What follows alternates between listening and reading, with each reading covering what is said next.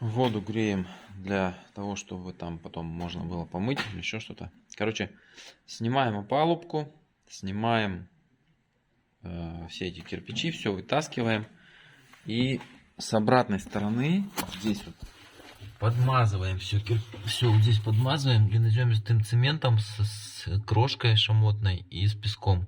Раствор такой делаем. Подмазываем все вот эти вот.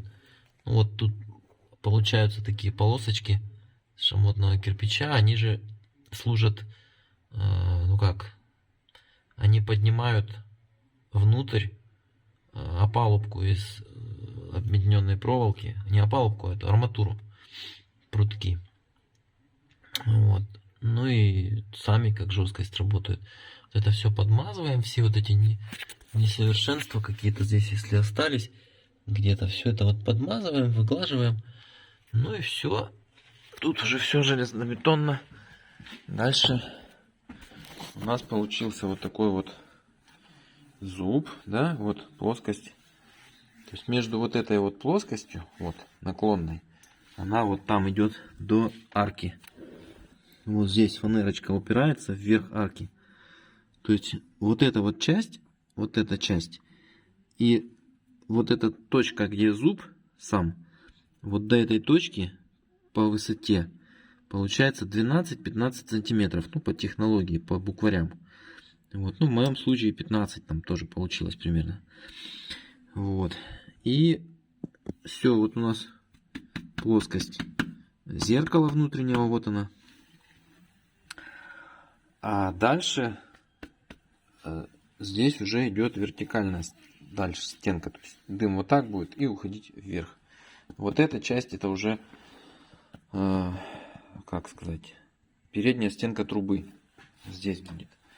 Вот. Здесь у нас расстояние, ну в нашем случае 23 сантиметра, 24, потому что у нас везде шамотный кирпич. Он 23,5, 23 примерно. И вот мы выкладываем сейчас между вот этой стенкой и вот этой, между передней стенкой дымохода и задней 23 сантиметра, 24. Вот. Сейчас мы, у нас получилось здесь чуть ниже, и мы будем поднимать заднюю стенку дымохода вот так вот полосочками. То есть до вот этого уровня, да, чтобы потом вот так вот плоскость была здесь вот шла, да.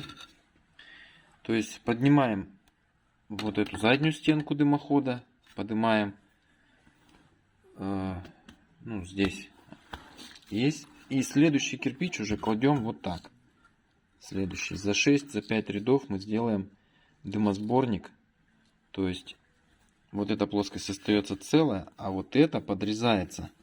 То есть карандашиком отвел вот здесь вот раз, отвел полосочку и на конус вот так вот на конус, а сюда на нет.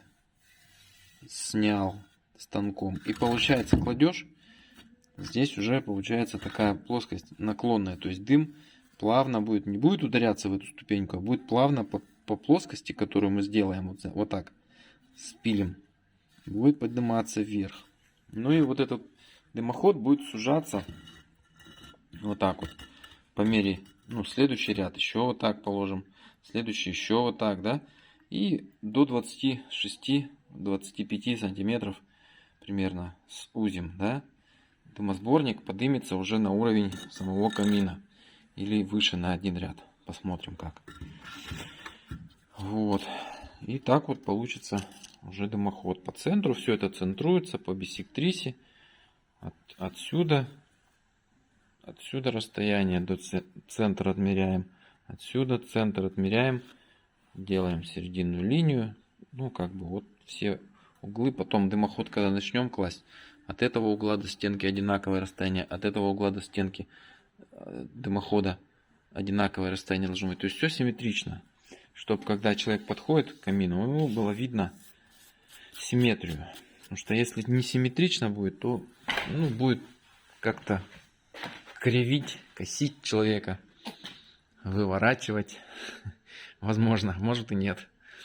Ну вот, как получится, все это покажу вечером, что из этого вышло. Сейчас здесь надо тоже по уровню отвести линию до угла. Вот так отвести линию до вот этого кирпича верхнего, чтобы была плоскость. И вот это все заложить, получается. Здесь дымосборник заложить. Ну, поднять кирпичи, поднять. Плоскость наклонную до... Здесь у нас шестерик. То есть портал 77. Портал...